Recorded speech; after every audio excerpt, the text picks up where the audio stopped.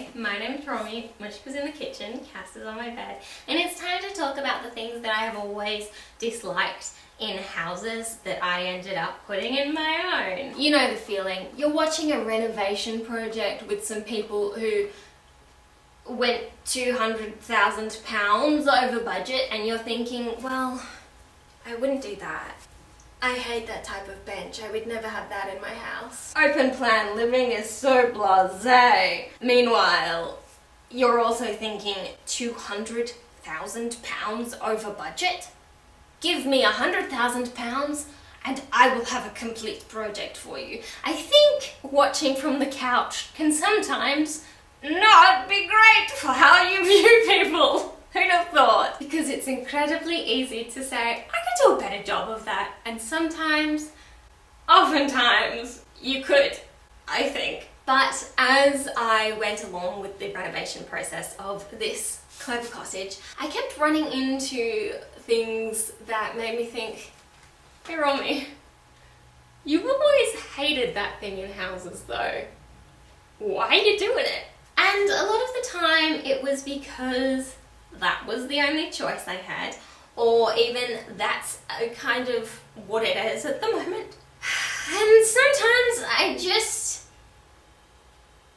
did it. But let's have a look at Clover Cottage and all of the things that I have never liked in houses, but that I have chosen by hook or by crook to have in my own. If I could be bothered, I would clean up my floor, but I'm working on a lot of projects and also I've got stuff to put away, so it's not going to happen. I'm not going to bother taking Caster's blanket off my couch. I sound very defensive. Caster's blanket, that red corner, that came with her. That came with her when I got her. That stays on the couch if she needs it. I took my swimsuit off the animatronic horse, but there's batteries on the floor.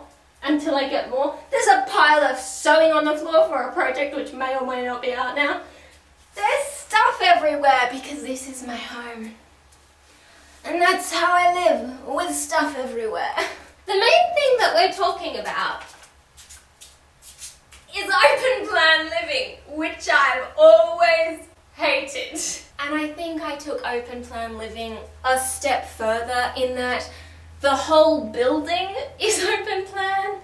It's how many steps is it? 1, 2, 3, 4, 5, 6, jump. It's 11 steps and a jump to my sink. It's 12 steps to my toilet. You know, there's 2 doors in this building. One is my front door and one is the bathroom door. The rest of it is just open. Just open, babe. My thing that I've always kind of hated has been open plan kitchen living. I think it's important to keep spaces separate. I don't eat at a table as it is. I eat in bed whilst watching crime shows, or I eat on a couch or something. I think it's good to have your kitchen as a separate space. But I haven't done it. And that's because the space is small.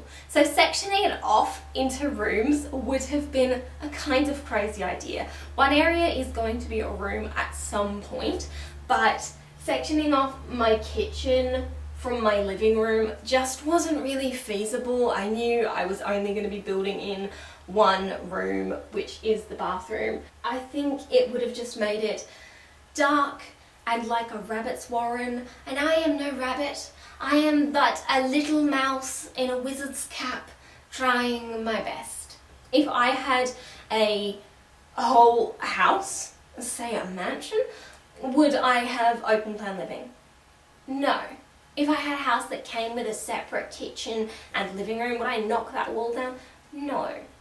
But do I love it in this space?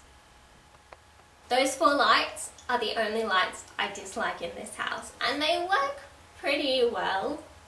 You know, I thought one of them was broken for multiple years because it was blown.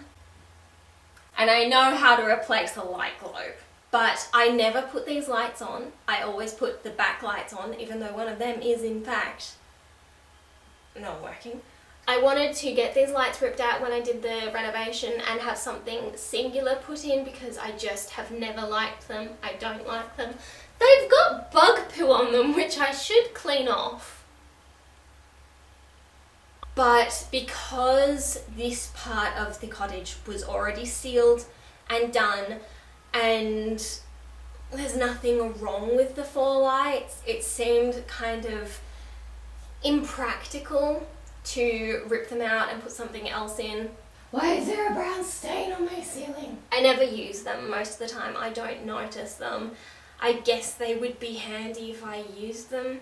It's good to have lights that you already have. They light up the area well, but I don't like them. Now we come to the bathroom. The area that contains most of the things that I've never wanted to have in a house. I have always disliked tiling. I don't know why. I've never liked it. The bathroom I grew up in didn't have tiling. Any hotel or Airbnb I've ever been in, I just haven't liked it. There's something about tiling that's not for me. But then we're gonna have to sit down for this one because it's a little embarrassing. Something about me that you might not realise is that I don't like talking to people, and I'm pretty shit at saying what I'm actually thinking. And I don't like asking questions. This is, you know, I wouldn't call it a character flaw because I refuse to ask for help. Even with directions. Do I not know where something is in a hardware store or a supermarket? I'll find it. I could save 15 minutes by asking someone who works there to help me, but I will not do it. I will get a phone out and look. I want to minimise my human interactions because they're usually uncomfortable and I very rarely enjoy them. So when I was getting the bathroom done, I had the tub all ready and my builder made up the frame for it. And then he came to me and he said, so what are you going to do with this wall here? Because you can't just have plasterboard. And I was like, I don't know, I hadn't thought about that. Which was my answer to an awful lot of things, some things I was very clear on. And I'd say,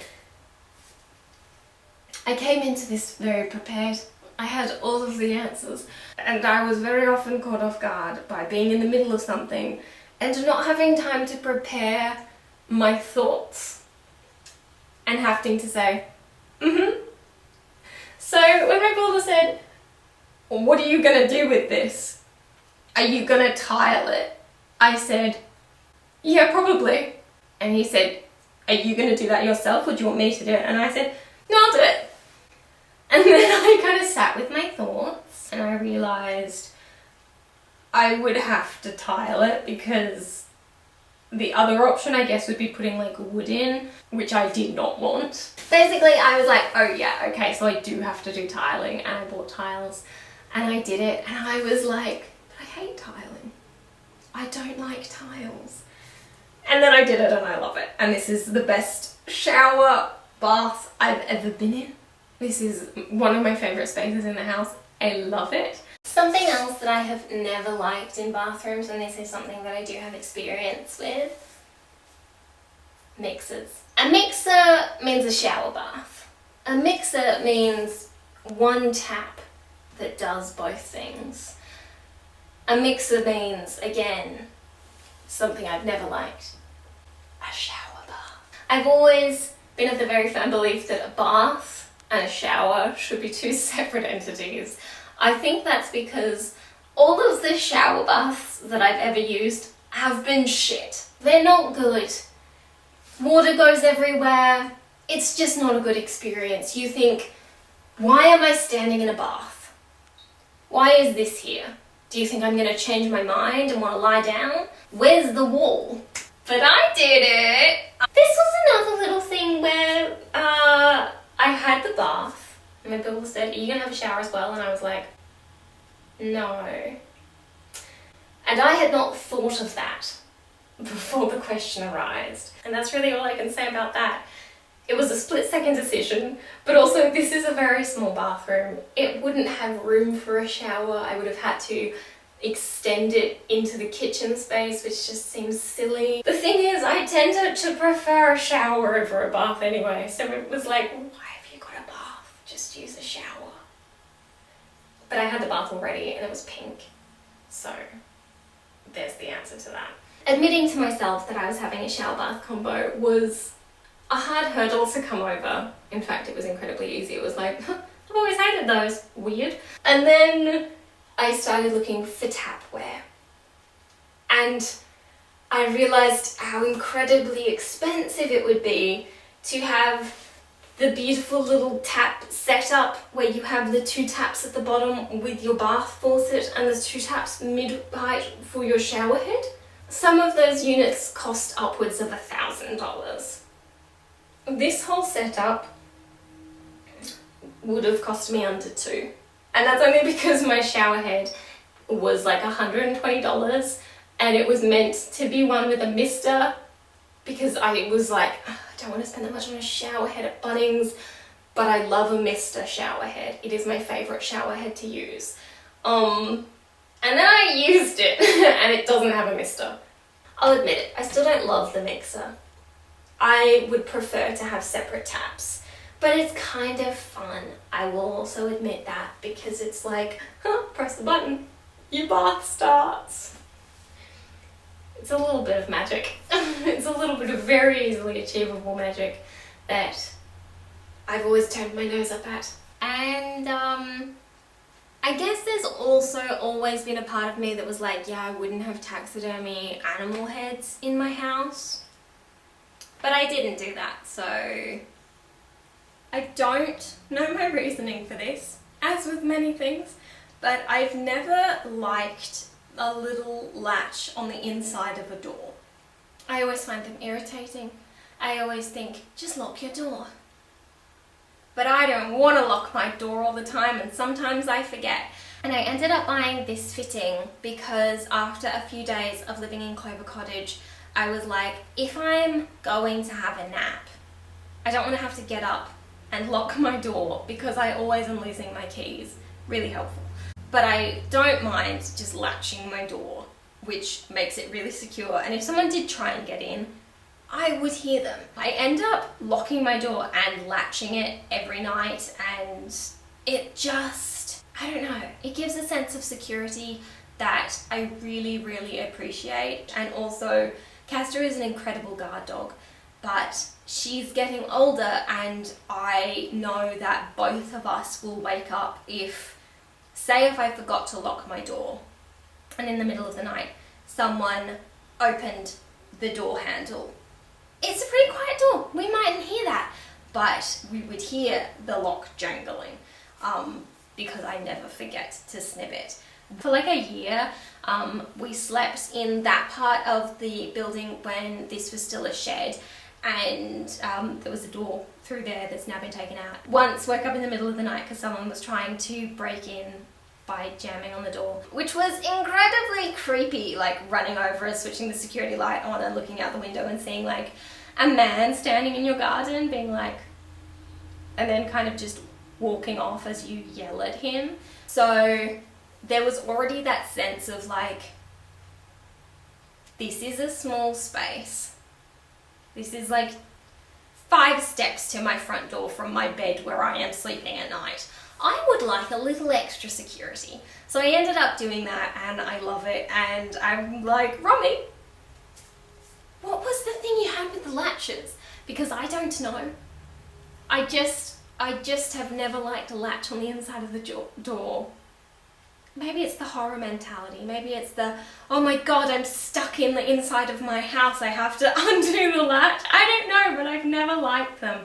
Now, this gives me so much peace of mind. So I love them. Other than in horror movies, which I don't watch anyway. So those are the things that I have never liked in houses, but that I have in my own. And there is only one thing that I would change, which is the lights, which I will change at some point. So, I guess they came out pretty well. I guess I shouldn't feel bad about saying like, I've never liked open plan living. You might have open plan living and you might love it, and that's okay. I have it now and I love it too, but we've all got our different tastes, and I don't know why I need to feel like I need to hold your hand through that. It's okay, we'll get through this. And the adventures of Clover Cottage continue, I'm sure. I've also got cement floors, which I never expected, but kinda don't have a problem with.